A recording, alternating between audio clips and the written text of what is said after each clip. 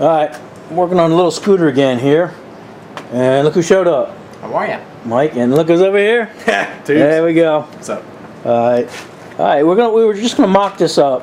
Put that motor up on top. This was my original idea. I was gonna mount it up above the rear wheel. But then, after looking at it, you look at that, and it's not only does it look ridiculous, but it was unstable and it didn't pass safety inspection here. Right. Top heavy. Yeah. So this is our plan now. We almost thought about mounting it on the side like this. Yeah, Mike wanted to put it on a tilt like the old mini bikes and stuff, but I didn't like where that spark plug was. That was too close to where my leg would be. So we're just gonna lay it. We're gonna put it flat, and then Something like that. yeah, as close to the wheel as we can. We're gonna mount it and put the jack shaft, Mike. Right. So. Is our 5/8 jack shaft. Right. It's gonna end up something like this. Here. Tucked right in there. Okay. Good. You got your bearings? Put your bearings on, Mike. Yeah, where are they at? Little carriers here. Yeah, I had almost everything in stock. I might have to buy one sprocket. Is off from when this is from our mini bike days. Let me show you what Mike is doing there. What there's, you got these big washers here with a flat end on them, and let me see, Mike. That actually hold the bearing holder. Yeah, it sits in there pretty snugly. I mean, Yeah. you know, we would probably maybe put some grooves or some divots in here so that the bearing is more of a press fit in there. Maybe put a little bit of green Loctite around it to retain it. But it's actually sold as that, as a jack shaft holder. So something like this, raised up a little bit, so that one sprocket will be outboard of that bearing there, lined up with the clutch, and the other one will be inboard right here, and driving the driving the rear wheel sprocket. Yeah, there you go. Yeah, Sprocket something will like be that. right about there. So this side we got all parts for, and this side here is going to be a 35 chain. That's 25 chain over there. Right. And this is just a mock-up engine, so that's a 5/8 shaft. We're just throwing this on there, and that'll line up with right there. And that's the only sprocket I have to buy. And well, now we got to figure out what size. This is an 11 tooth, Mike. Right. So what do you need? A tape measure? No, right off the top. Well, we do need to measure the wheel. Figure the circumference of the wheel. This is why I keep these guys around here. They'll tell me exactly how fast this thing will be able to go. Mathematics. Right, so that's about a 10-inch outer diameter wheel. Yeah. You see, they call it a 9-inch wheel, but Well, it's like, yeah, it's really maybe 9.5. It's kind of hard to measure. yeah, but it's never what it says on the side because it depends on the tread. If you had a knobby tread on there, it would be probably a 10-inch wheel. Right. So that's, like Mike says, that's probably about 9.5 inches or so. Right. How many RPMs is that motor going to spin, Mike? Well, I think they're rated at like 2,300, so we might want to keep it down around 2,000 tops, you know, just so it's not obnoxiously loud. So, say 2,000 engine RPM, and if we're going to use this sprocket here, I think I already figured that out. This is a 3 1/4 to 1 reduction here, so. How many teeth is on that big sprocket? 55 tooth. Okay, and the little one is 17. Okay. So it's about 3 1/4 to 1. So, you know, 1 revolution of the big wheel equates to 3 1/4 revolutions of the jack shaft. Well, some mathematics there we too. You said 10-inch diameter, right? Yeah, just say 10-inch for now. All right. Divide that by 12. I'm working on it here, tubes. 1,600 feet per minute. I just got to calculate how many miles per hour that is. Okay. Well, first we'll convert it to hours. 28. I did it wrong. Give me a minute here. all right. Sorry about that. Cut. Take 2. Go ahead. He's not good. He's not good in front of the camera.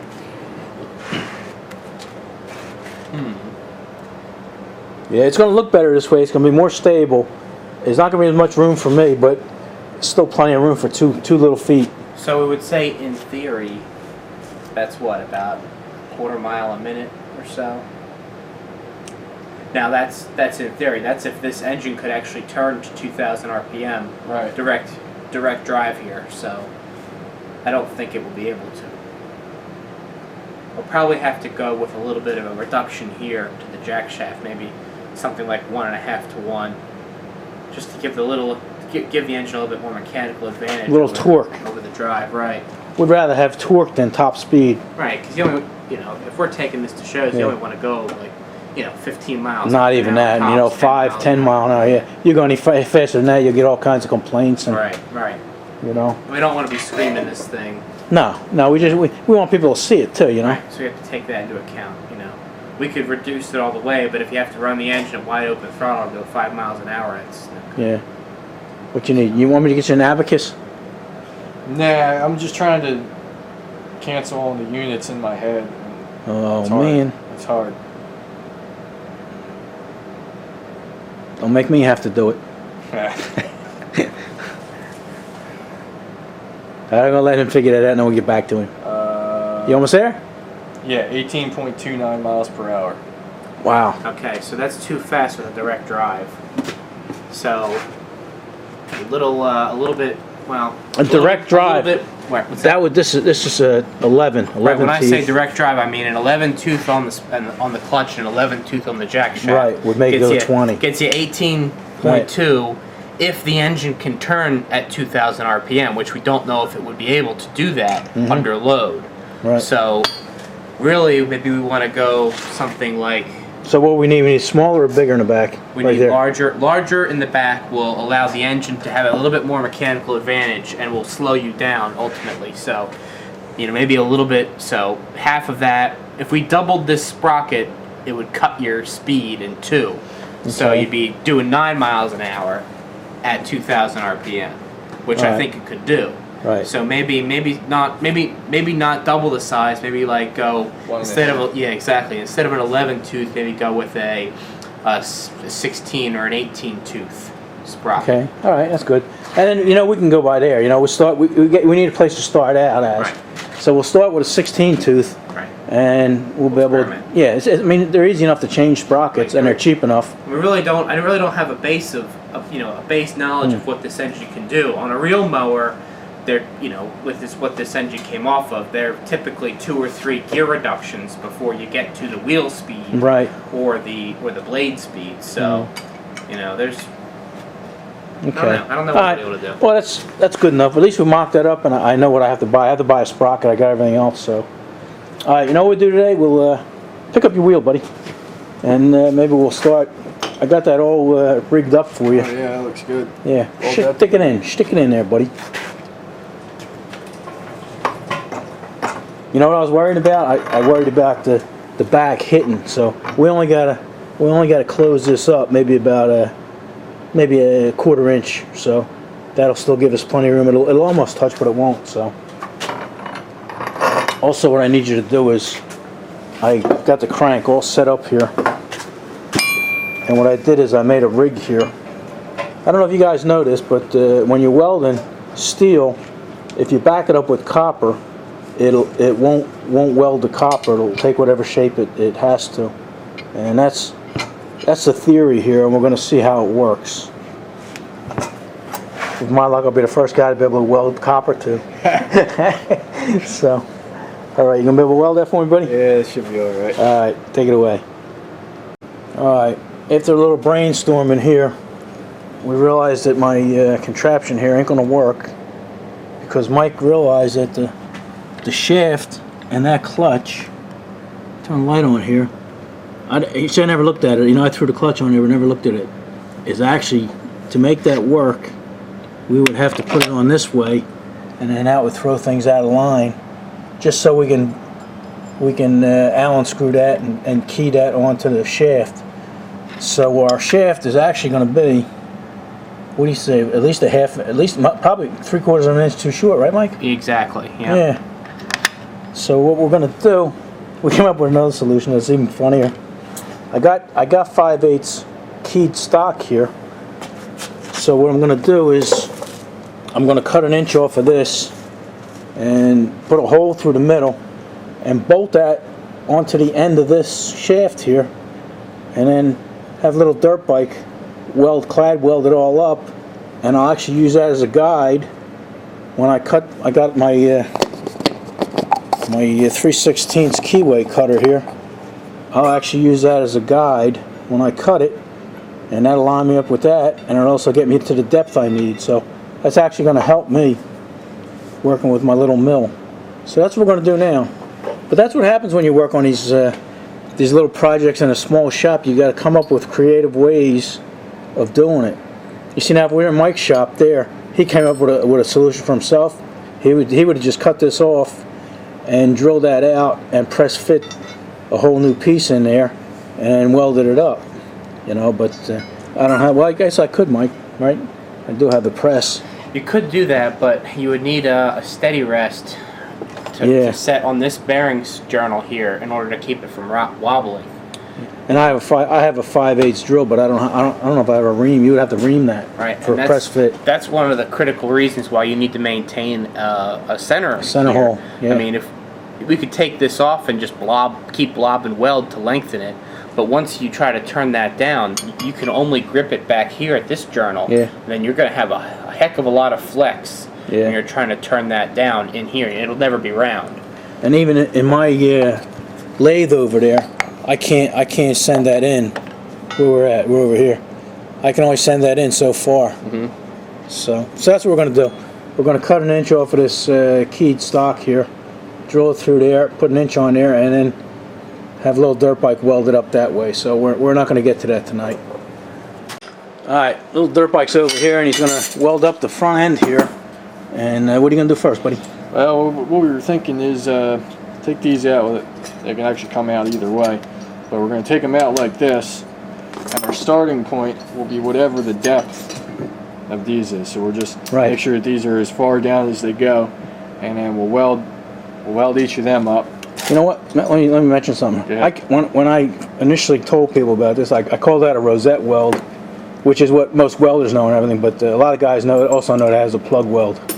And technically, there may be a difference, but we don't know. I call that a weld. Yeah, whatever it is, it just reinforces it and holds it in place. That's right. So I'm going to call it a rosette weld. Okay. But yeah, that's what I'm going to do first right now.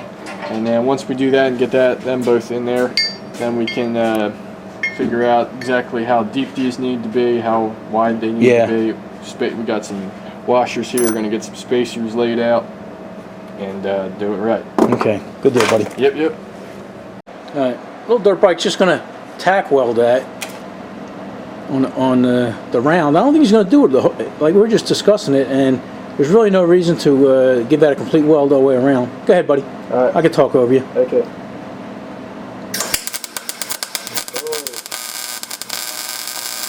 Oh, I didn't like the sound of that. That didn't sound too good.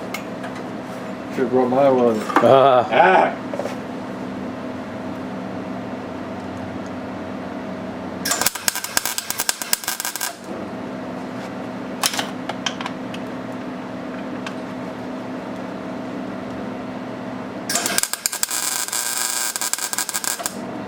Yeah, I'm going to do body work on that, but we just want to tack that so it didn't move. All right, I'm going to have to get out of his way here. All right.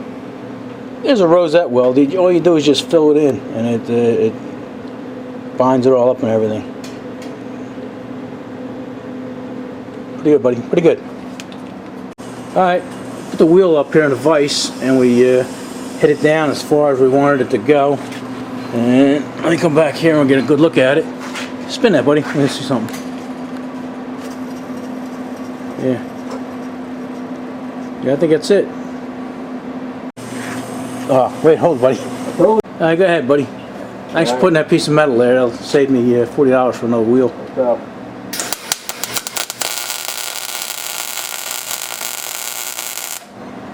All right. I didn't mention your new helmet there. I like that. Miller, buddy. Miller, buddy. There you go. Nothing but the best for the kid. We got to take care of him.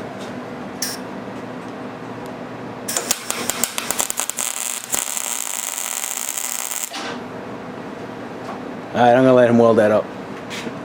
Alright, Michael's working on these, this little, what do you call it, Michael? Holder, a bearing holder. Yeah, bearing carrier. And what they're meant to do is, when you put that bearing in there, that's a sloppy fit. And what holds that in place is a collar, a big ugly collar. Mike didn't like that, so he went over there to the lathe, and he made a washer and actually indented it.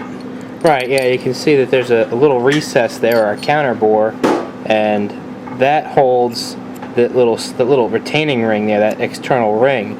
That fits right in that counter bore, but it's proud very slightly right there. So what I want to have actually happen is, this is actually backwards, is the bearing to sit in the bearing carrier like that, and then I'll have this on top like that with maybe 2 or 3 like 1032s. Yeah.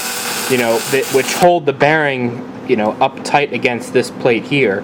That way, I think it's funny you mentioned 3. You know, I was thinking 2, but just by putting another screw in there, it'll make it look much better. Yeah, I'm thinking, you know, even though nobody's going to see it. Well, we're gonna have to notch this right here because there's gonna be a weld, you know, a big weld right here. Yeah. So this is gonna have to be notched pretty high. Yeah, whatever, so it clears whatever the weld is, right. So 1, 2, 3 screws, I think will look nice. Right.